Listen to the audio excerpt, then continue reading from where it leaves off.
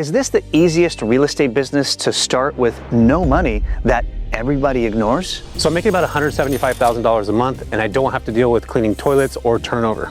I'm here to find out how he turned one problem into a $2.1 million rental business. I met a traveling nurse paying $3,000 a month for a sketchy motel, and that's when it clicked. 30 days later, I'm making $2,000 a month in profit. Can anybody start this business right now? You don't need to have any money or property to start this business. Today, Jesse walks us step by step through the pitch that earns him $8,000 a month per deal. This simple AI prompt with ChatGPT made me $39,000 a month. How fast can you close your first deal starting from zero? Just 30 days, and I'll show you how. Jesse, it's good to be with you. This does not look like a typical rental, by the way. Tell us a little bit about you and your business. Yeah, my name is Jesse Vasquez, and I jumped into real estate on accident. I actually worked in healthcare for literally 17 years, actually 18 years. And I worked in the business development department, which is basically, I worked for hospitals and agencies that worked in the healthcare division. And one day I met a travel nurse that was paying $3,000 back in 2015. And I realized, like, holy light bulb moment? Light bulb went off, and I'm like, oh my gosh, I can literally rent a property to a travel nurse who was paying $3,000 a month at a Motel 6. So saw the opportunity, jumped right into it. So how much does a property like this rent for versus a standard rental, right?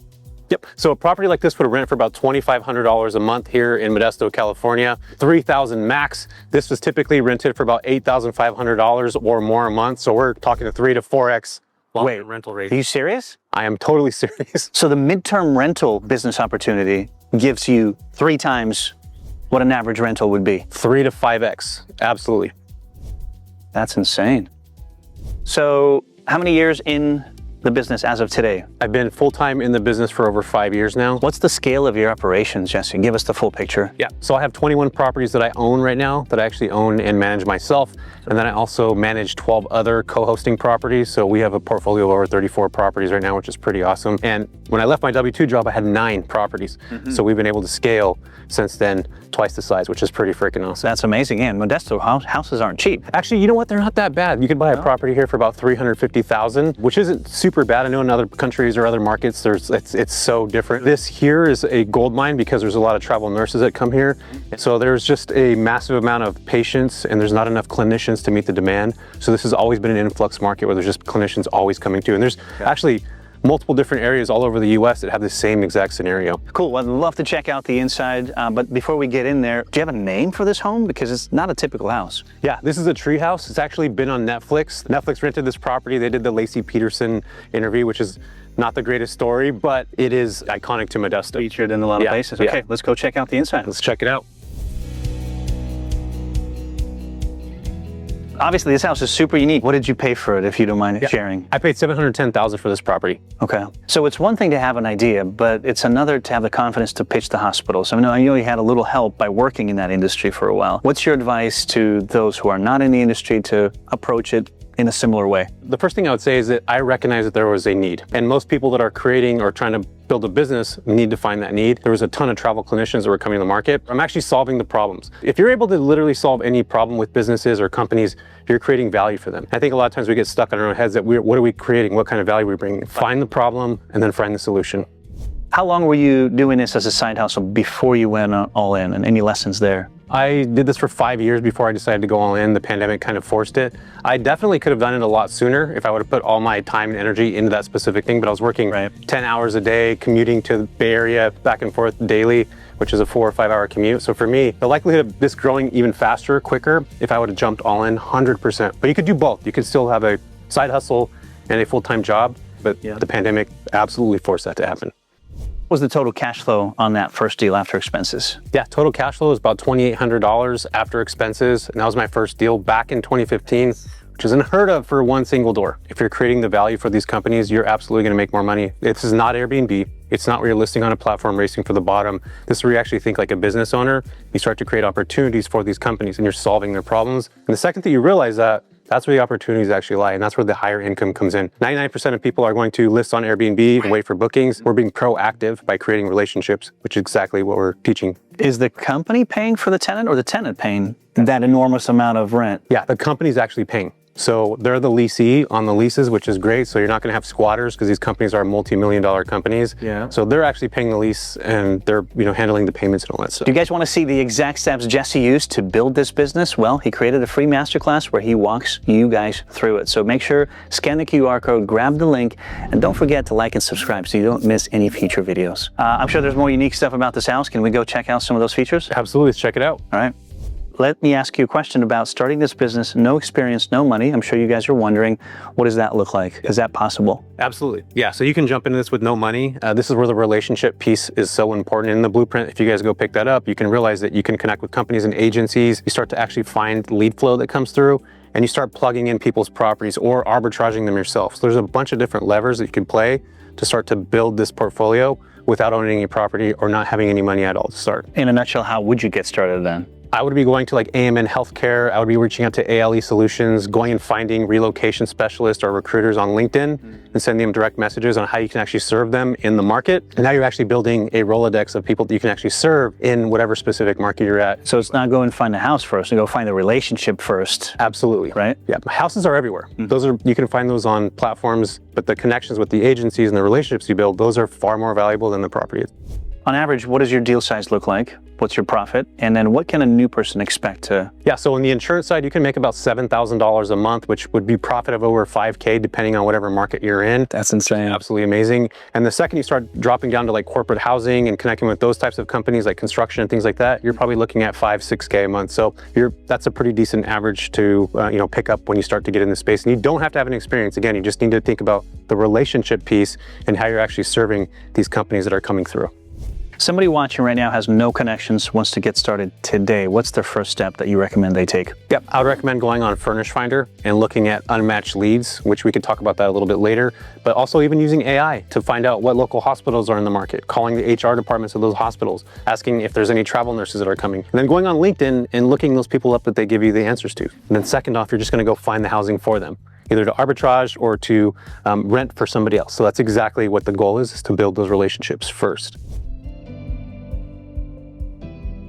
Sweet. Location 2, something you own, or is this arbitrage? This is something I own, and this property is bringing in over $8,000 a month. In fact, we just had it booked for the last 9 months. They just moved out. My mortgage on this property is $1,900 a month, so we're bringing in, after cash flow and expenses, over $6,000. When did you buy this place? 2021. So 2021, I've had it for a couple of years now. You paid a little more than you should have. Actually, you know what? I ended up getting this for a good deal. I ended up picking it up for $280,000, which is pretty awesome, which is why my mortgage payment is so dang low. So how much properties as of today do you own versus manage or arbitrage? I own 21 properties right now. We arbitrage 11, which is pretty awesome. The 21 properties that we own, we bring in about $120,000 a month on all those. Wow. And the other properties we arbitrage, we bring in about $70,000 to $80,000 a month. So that's usually how it works with these things. But you can actually make more profit arbitraging than you can owning, especially in California because it's so dang expensive. Because you're putting down a bigger deposit, you're putting down income that's quite expensive. Plus you're furnishing the property, and typically it's about $8 to $15 a square foot if you're going to be putting the furniture together. So those expenses add up. And if you're arbitraging, there's a big spread there without the risk, without all the other issues that you run into, especially putting a deposit, and it's already fully furnished. If you could do more of, would it be arbitrage, or obviously owning real estate and the appreciation of benefits there is better regardless? I love owning real estate for tax purposes, but I do believe if I was starting today, I would be doing arbitrage 100%. So how much were you making, Jesse, when you finally decided to quit the 9-to-5 and go full on this thing? Yeah, so at my W-2 job, I was making $200,000 a year, which is pretty dang amazing. But when I left my W-2 job, I was making $10,000 a month in cash flow from my side hustles. So that was like the perfect amount for me to get going. It's more than enough I needed for my family, and I just launched off after that. We just took right off. Can this business be done out of state, or it has to be local? Nope, it does not have to be local. You could do it anywhere. In fact, I own property in Texas, Houston, Texas, so you could literally do this anywhere, and you do not have to be tied to the property where you're at. As a high school dropout who has made millions, Jesse has been defying the odds for years. He learned early that real estate investing wasn't about who got the best deal. It was about having the right systems in place to capitalize on it. For Jesse, organization is the real secret weapon, because even the best deal in the world can leave you deep in the hole if you're flying blind on your numbers. That's why smart investors use Baselane. the modern integrated banking and booking platform built specifically for real estate investors. It pulls together all of your real estate finances into one clean dashboard. From rent collection to analytics, Baselane gives you instant clarity on the financial state of your properties. No more guesswork, no more endless spreadsheets. With Baselane, you can track transactions for every property, automate your rent collection, and make data-backed decisions that help you scale like Jesse did. You know the saying, hard work beats talent. Well, in real estate, organization beats both. So get the most out of your real estate business today and head to baselane.com/UpFlip and get a $100 bonus when you fund your account. How would I then compete with major players who have been in the industry, this business model for a while, and then I'm the new guy on the block? I actually think new guys on the block, the indie operators, the boutique operators actually have more of an opportunity because you could provide way more of a service to these companies. These bigger box companies like Blackstone, who's actually involved in... Are they really? They bought Extended Stay Hotels, which is the largest midterm rental corporate company on the planet. Us as individual operators, the boutique operators, can go in there and provide a service that is far more advanced, and you're taking care of the clients in certain ways. You're paying attention to their needs. You're focusing on their, the stay and the lodging. These big companies can't do the same thing. So us individual people actually have a better opportunity to actually build these relationships and do far more for the companies than a larger company. Can you give us a breakdown of revenue, year 1, 2, 3, and so on? It exponentially grew. So I went from year 1 about 20,000, year 2 about 60,000, and year 3 about 100,000. So it literally doubled in size every year afterwards. How quickly were you able to add inventory to your own portfolio, homes that you own besides Arbitrage? Quickly, because the income that I was actually making from this business, I was turning it right back into buying property. So I didn't really keep a whole lot of it. I actually invested it back into the business. So what do occupancy rates look like compared to, say, Airbnb rentals? Yeah, so I actually managed a few Airbnbs and midterm rentals as well. Occupancy rates are way better on the midterm rental side because you're having longer duration of stays. So 3, 6, 9 months at a time, where Airbnb, you'll have scattered people that are here and there. So occupancy rate on a short-term rental, let's just use this property as an example, could be about 60%. And then on a midterm rental, now you're looking at 100% occupancy for 3 to 6 months. And throughout the year, these always do better because I have relationships. So we're sitting about 60% for Airbnb and about 85% for the midterm rental. So that's my portfolio. And most people that I connect with and that I operate with, they're the same kind of business model where they're getting the same type of percentages per each property. One of the interesting aspects of your business is landing insurance clients, right? So can you talk to us about the process to land that and what percentage of your revenue is strictly from insurance? Yeah, so insurance are my favorite clients to go after because they've been through hardships. They've lost their home due to fire, flood, or some kind of catastrophic event. The best way to do that is to actually start to connect with ALE Solutions, Dan Housing, or some other insurance companies. What I also like to do is go on LinkedIn and find relocation specialists. Those are the people that actually hunt the housing for the clients. And you start to just send them notes. Hey, I'm in this market. I would love to serve you. I can help you in other markets. This is where you start to tie those leads together. So for me right now, about 35% of our business comes from insurance claims. And again, it's one of my favorite niches because they pay a lot higher. So our average temporary housing client that's in insurance is about $8,500 a month, which is pretty awesome. And there's the ability to extend on those from 3 to 6 to 9 months. In fact, we had somebody here in this house that was here for 9 months. How much are you spending on marketing today? Like, what's your ROI? Can you be as specific as you can? Yeah, so I'm not actually marketing anymore today. What we're actually doing is we've already built these relationships over the last decade. So we're not actually spending money to go out and find new clients. The relationships that I built 5 years ago, even 10 years ago, I'm still holding true to this day. But if I was starting today, I would be focusing on building the relationships, and that piece of marketing could probably cost $1,000 to $2,000 a month as far as like connecting with the right people, sending certain gifts. Yeah, you're gonna want to send them, Starbucks to connect with them, things of that nature. But if you're wanting to build, I would say about $1,000 a month. All right, blitz time with Jesse. You ready? Ready. All right, I'm gonna throw a bunch at you. What do you look for in a market to enter? Hospitals, I'm looking for colleges, and I'm looking for job growth. What systems or processes do you use to manage 20 midterm rentals efficiently without relying on Airbnb's platform? I use IGMS, I use property management services like TurboTenant for leases, and I use Google Docs just to make sure that we're maintaining everything specific per property. How do you secure the corporate and insurance bookings? So we're doing that through TurboTenant. They're using their leases, and we're doing the lease directly through the agency. So TurboTenant is the software that we use to connect one person to another. But the relationship comes before? 100%. Yeah, you want to build the relationship piece first. How do you do it, and can it be done in the UK? Someone's asking. Absolutely. Yeah. Actually, midterm rentals are bigger in other countries than they are in the US. So the US is actually catching up in a lot of other spaces who have been doing this for a long period of time. So yes, this can be done anywhere there's internet. This can absolutely be done. What's the strangest request from a traveling nurse tenant? I had a traveling nurse that was an alcoholic, and she asked for a little mini fridge for the bedroom. And you supplied it. I did not, because she fell down the stairs, and that ended up being a small little issue that we ended up running into. She ended up moving out, but good for you for not. Yeah. Is that Always a good? Should we not put that? Yeah. I don't know if that's a good idea. That was the strangest thing I've ever had. What's the best amenity you've added that tenants go crazy for? Blackout curtains for travel clinicians. So we just saw some right now. These clinicians are working from 7 p.m. to 7 a.m. So you got to think about what they actually need, and blackout curtains and noise machines, game changer for them. Cool. Last one. If you could own one property from your portfolio, which would it be? I guess they're referring to like the arbitrage ones. We're actually going to be walking into one of those today, Kimball Street. That's one of the ones that I love. It's 2 units on one property. Nice. And it's freaking awesome. Okay. So this property was a complete rebuild from the ground up, but this house right here is actually a co-hosting property where the owner and I are actually friends now, invest in multiple different properties. In fact, the house next door is a rental as well, so it's a smaller unit. 2 units? 2 units, 1 lot, which is my favorite type of property to get. So completely redone from the ground up, and you guys are gonna see it's really nice inside. Tell me, can anybody who has a 9-to-5 job actually start midterm business or midterm renting on a side? Realistically, I would say 10 to 15 hours a week to start off, and you're just calling companies, you're starting to gather information, you're starting to network with other people in your market to get their properties to see if they're interested in actually booking them out or renting them. But that first, 3 months is gonna be you just gathering intel information and finding out what companies are there and making phone calls. So 10 to 15 hours a week is pretty realistic to start off with. All right, before we go inside, what's the simple secret that lands you 10,000 plus a month clients? The biggest secret I could tell you right now is I met this woman named Irene. She lost her home in a fire. Sat down with her at a dinner table after we walked the property, and she started crying, Paul, like deep, big tears, and I started crying too. And the reason that actually hit me so hard is because I realized we're actually providing a service for people who are disadvantaged, who have lost their homes. And the second that I started to realize that, my mindset shifted from chasing money to providing service, and everything took off. It was like a hockey stick where we're evenly going, and all of a sudden it just took off. Because my mindset was specifically focused on actually providing a service for people that have lost things, and then talking to the companies in the same way. So I think that's the biggest advantage. If you're able to, get into a situation where you're starting to see the other side, biggest opportunity there. For sure. Thanks for sharing that. Let's go take a look inside. Let's check it out. Oh, wow. Dude, this is neat. Yeah, this is a cool place. Walk us through the numbers on this property and what you take home. What are the profits? So this property is rented for $3,000 a month, and we typically rent this for about $8,000.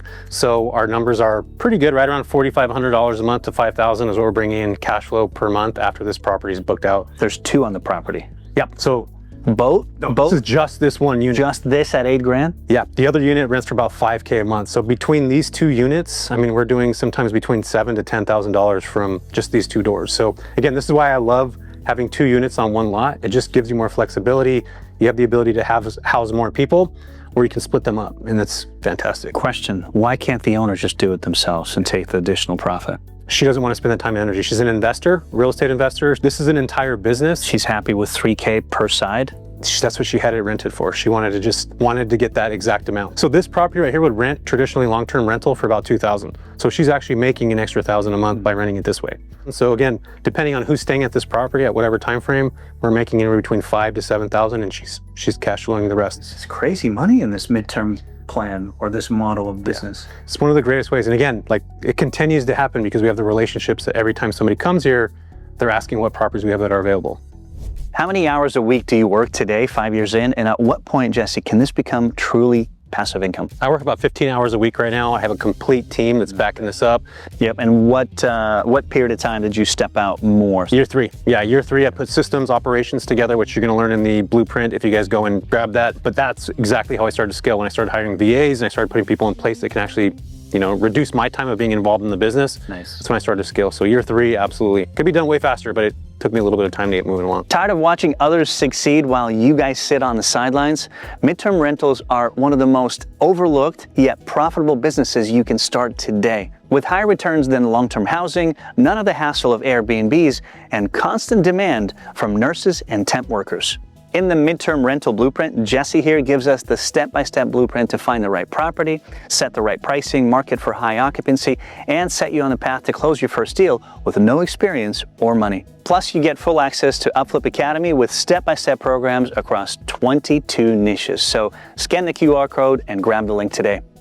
What was your best month when you first started out as compared to today? So starting out, realistically, about $2,000, $2,500 a month.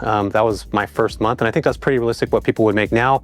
My best month that I ever had was $225,000 in 1 month, which is... This is gross revenue across your whole portfolio. Gross revenue across the entire portfolio. And the take home on that, I mean, before taxes and everything? Yeah, it's about 60%. So yeah, it's pretty awesome. It's a good business to be in. How much does it cost to outfit a property before you start taking revenue? Yeah, good question. So a property, I'll give you guys an example of this. So $8 to $10 a square foot is pretty average for you to, invest in a property. So if you have a 1,000 square foot home, $8 would be $8,000. Yeah, for the entire home. So you're getting $10 a square foot, and that's for decent furniture. Kitchen, bedrooms, master. I mean, adds up pretty quick. Bed linens, like all the things that you're gonna need. So all the essentials that a home's gonna need. So right around, again, $10 a square foot. But then again, you can make that money back within the first month or two if you do it the right way, especially if you got contracts, especially with insurance. So that recouping of those funds happens relatively pretty quick. I get that that's what you have to do. It's 100% on you for a home that you bought. When it comes to arbitrage, what percentage of homes do you actually have to stage and spend that money versus it's already there? There's two ways to do it. You can arbitrage a unit that has no furniture in it, and then you go get the furniture. So again, $8 to $10 a square foot, or somebody that has a property already that's listed where they want, say it's listed for $3,000, you rent it for $3K that's already fully furnished. So you're not having to buy furniture. And then you sublease that property out for $7,000, $8,000 a month. So technically you don't need to get any furniture at all. You're just gonna arbitrage somebody else's home that's already furnished. All right, so how did one AI prompt make you $39,000 a month? Yeah, so AI, everybody's using it now.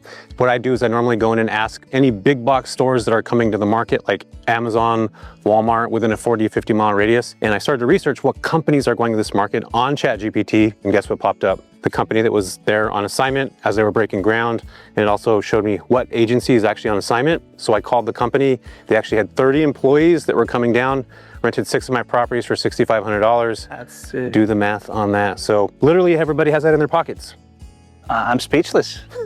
I'm speechless at the opportunity that is within everybody's reach. Yeah. Just ask the right questions. Yeah, exactly. Execute on the answers. Exactly. Amazing. And just so everybody knows, my IQ is probably 98, and with ChatGPT, it's like 99. So it's that much better. In your opinion, why is this business model better than Airbnb short-term rentals? Well, Airbnb, if you're watching this right now, they just changed their pricing. So they're charging 15.5% for service fees. So From where? It was 3%. So it went from 3 to 15%, which is wild. There's no service fees in this space at all if you're building your own business. And that's the other thing too. I love to be able to build my own book of business on my own land, which means like I'm not reliant on a platform for somebody to come look at my properties. Like I'm actually creating the book of business that I own. You control it. I control it, and I can eventually sell that business later. So the real estate, which is tangible, and then there's a business that's attached to it. And that's by far the biggest difference between the two things. So what's your average tenant length versus turnover costs, and how does that compare to like short-term, long-term rentals? Yeah, I would say the most average tenant length is about 90 days. And the cool thing about that is you're only doing one-time turnover fee, which is a cleaning crew coming in and doing a deep cleaning, which is typically between $300 to $500 a month. So Airbnb, you can have turnovers literally every weekend or 5, 6, 12 times a month. So if you add that up, that's actually coming out of your operational expenses. So that's thousands of dollars. So this, you only have one turnover fee. You have clients that are typically here for 90 days at a time, sometimes even longer than that, depending on the client. So your claim cost is way lower. High profit margins, less turnover, less cost on that. Less headaches. Less headaches. Yeah. This is a win-win. Simply put, how can you fake it till you make it? In other words, if you're new in this business, how can you look more credible than what you maybe seem, right? No experience, no money, etc. Just getting going. All right, pro tip right here. Yeah. It would be to connect with other investors or property owners in your market. So if you're calling a company, you're gonna go to them and say, hey, I have 10 properties in my Rolodex. So now you're not looking like somebody that doesn't have any property. You don't have to own them. You just have to get them to say, yes, they're willing to rent to you if you get a contract or whatever nature. So you don't actually have to own anything. You just build relationships and just ask if you can use their properties to connect with other companies. What are some third-party platforms to look for leads, and what does the process look like? Yeah, believe it or not, Airbnb is one of the greatest places to look for leads up 30 days at a time. So instead of listing your property for 2 days or over a weekend, you're gonna be listing it for 30 days minimum. I see. So you're not doing the 1 night minimum, 2 night minimum. Paying the 15% to Airbnb. True, but you also, once you get a client, guess what you can ask? What are you doing here on assignment? What's your job? Where are you working next? So you start to gather that information, that intel, and you create that for the next one. And Airbnb is the biggest marketing tool on the planet. So it's a great way to get leads. Furnish Finder is another one. So it's basically essentially for traveling nurses. And you can list your property on there and allow you to see leads that are coming through. So if somebody's looking for a property for say 3,000, your place is 5,000, you can actually call that person and ask, are you looking for a property? Can you tell me what company you work for? Can you tell me who your employer is, or can you tell me who your boss is? And then you start to actually go out and find these people and start to connect and build the relationships. And then VRBO, again, just like Airbnb, you're listing on the platform for 30 days at a time. Do you use Craigslist at all, or is that? I don't use it anymore because there's a lot of scammers on Craigslist, so I try to stay away from that. It's probably not the best place to spend energy. Okay, so the ones you mentioned is what you focus on. 100%. How'd you land the Dave & Buster's contract? Tell us the story on that. Yeah, this is one of my favorite stories of all time. So in Modesto, there's a Dave & Buster's that was being built in the Modesto Mall. And I drove by and I saw that there was work trucks out there from Louisiana Plates. I took a picture of the work trucks that were out there, got home and I called the company. I ended up talking to this woman named Angie on the phone, and she ended up telling me they had 5 engineers that were staying on assignment, Holiday Inn Express, paying $200 a night. So $200 times 5 guys, that's $30,000 a month. So with reduced taxes and the fees that they had, it was $26,000 a month is what they were paying. So I let her know I had a property that was a 5-bedroom right around the corner, which was 0.2 miles away from the job site. And if they're interested in renting that for all those 5 engineers for $10,000 a month, they ended up saying yes. They stayed for 6 months. So I literally saved that company thousands of dollars. And it's just literally, this is where the opportunities are. And they realize like, oh my gosh, we're gonna save $20,000 by putting all the guys in one house. Phenomenal opportunity. Yeah, no other words. Most landlords hate dealing with maintenance. How do you handle repairs? Yep. So we have a maintenance team that handles anything that goes wrong with the property. So every time there's a tenant that stays here, our maintenance crew comes in, make sure everything's okay. So we're actually preventing any issues that could be long-standing. Are these third-party contractors, or they work for your company? So we actually have people that work for us specifically, and then we also have contractors that we have in our Rolodex that we can reach out to at any time. So with 1 to 5 properties, I don't think you need to hire anybody or have anybody at that point. But for me now, with over 20 properties and plus the 11 that we're managing, 12 that we're managing, you absolutely want to make sure that you have somebody that's available whenever you need them. And second off, that's just a process that you're going to go through as you start to, build your portfolios and put things together. But again, 1 to 5 properties, I think you're good with just an agent's information. Everything else you want to start to build after that, bring your own team in. Are you doing all of this yourself, or are you partnering with others to keep things running smoothly? Yeah, so I actually partner with other people. So other operators that have property in other markets, we actually use each other's properties. Give me an example of how that works or looks like in real life. Yeah, so you're in Seattle, and if I get a contract for a company that's going to Seattle, say 10 workers, I would reach out to you and you have 10 properties. I'd be able to use your properties and maybe charge a 10% fee for that transfer of those people over there. So your properties are getting booked and I'm still keeping the relationship. A small commission and the relationship's there. Yeah, and then I'm following the company everywhere they go afterwards, and we're doing the exact same thing in a different market. So that's where you want to make sure those relationships are there. And again, this could be a $36,000 booking, 10% of that, that's $3,600 a month without the connection. Exactly, just a connection. Amazing. If you're comfortable sharing, we'd love to know how much net worth you've built versus cash flow. Yeah, so right now we're about right around 25 million in net worth, which is pretty freaking awesome. But again, this is like over 21 properties over the last decade, which is a long amount of time. And yeah, one thing that I did learn about my dad is real estate's a long game. So as you have appreciation, and if you notice, the markets that I buy in are appreciation markets. So I definitely look at this as the long game. Any other secrets that you can share with us when it comes to cold pitch that other people can copy today? Yep. If you're going to talk to a company, what is their pain point that they have? So if they're they have a budget of $6,000 a month, how can you actually come in there and serve them and maybe do it for $5,000 a month? So if they have an average daily rate per employee of $100 and they're staying in a hotel, that's $3,000 a month. How can I actually come in there and create an opportunity for them where they're going to save a little bit of money, but they're going to be renting my property? So I want you guys to think about it in that direction, because that's how you actually can start to build these connections and resources with these companies. You're solving a problem, you're saving them money, they're going to want to work with you. So when it comes to arbitrage, how do you get that owner to trust you at that first meeting, second, third meeting, right? What does it boil down to? Yeah, well, first off, never bring up Airbnb, because you're not actually, this is not a short-term rental. It's a bad word. It's a bad word. It's like anytime anybody thinks of Airbnb, they think parties, they think something's going to go wrong, they think somebody's going to be taking advantage. Fair enough. Squatters. With this, what I'm coming in and saying is, hey, we're actually going to be having travel nurses, or we're going to have a construction crew, or somebody that's actually working in our community to help it get better. So we're going to be placing them in the space, and then I actually have to treat their property better than I would if I was my own property, because it's a business. Their property is actually a business. So we have cleaning crews coming in to make sure that they're taking care of the property.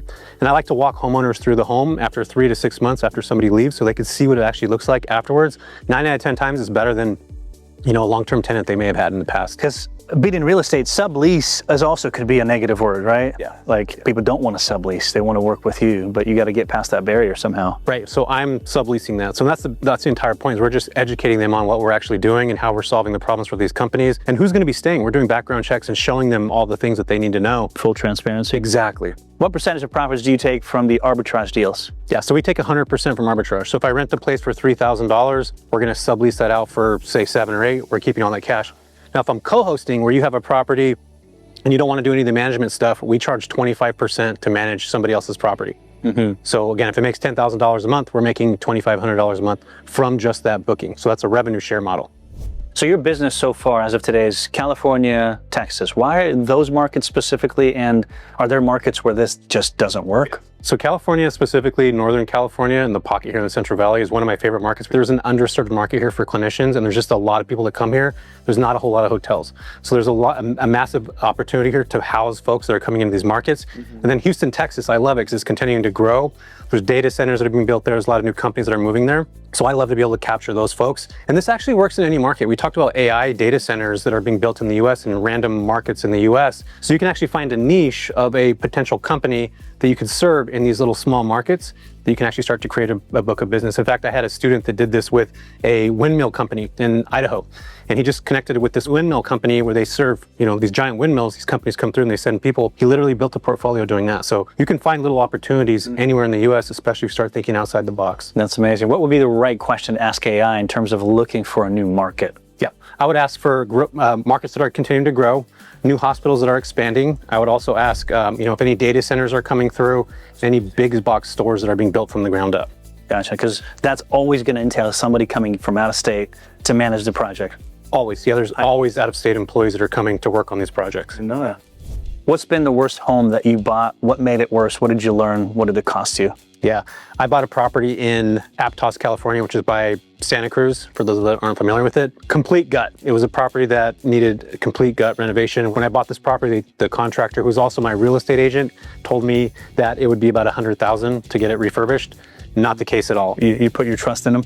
I put my trust in him, so don't ever put your trust in an agent that is also a contractor. That's going to be my first lesson. And the second one is always expect to pay more in construction costs. We actually paid 3 times. It was $300,000 we ended up coming out of pocket to get that property up and running. But today it's one of my top performing properties because it's in a beach market and people like snowbirds go stay there for 3 to 6 months at a time. But it took me a while to get that established because of all those issues we're in. Did you want to quit at some point, liquidate it, or what made you pursue? I think it's a lot of people would just exit right away and be like, man, this is a loss, I'm moving on. You stuck it through, and now it's your best. The reason why I stuck it through is because my kids and my family, we go there and we love that area so much. So for me, that emotional tie was in that property based on, it's 7 minutes from the beach. It's like having that footprint is key, huh? Totally. If our viewers can take 3 lessons from the midterm rental success that you're experiencing, what would they remember? Yeah, I would say that think about this like a business from day one and not just think about it like a listing platform like people do on Airbnb. You're not just listing on a platform, you're creating a business. And the second piece would be to have actual empathy for the clients that you have that are staying. If somebody loses their home due to a fire, flood, what kind of things are they actually going through? What's happening in their lives? So I think you have to be very thoughtful on the scenario and situation that people are actually dealing with. And the third one would be to think about this again, as in what problems can I actually solve for companies? What problems can I solve for the individuals that are coming through? And I think most people don't think about that at all. And if you tie all those 3 things up, there's no reason to not build success in the space because you're taking care of every avenue of this business. It's hospitality. You're taking care of people. You're providing a business service for other folks. So you have to make sure you think about that from day one. If you enjoyed seeing how Jesse built his empire, you've got to check out our episode with Christian and Cody, who built a $25 million real estate portfolio using creative strategy that required none of their own money. Take a second, like and subscribe, and we will see you next time.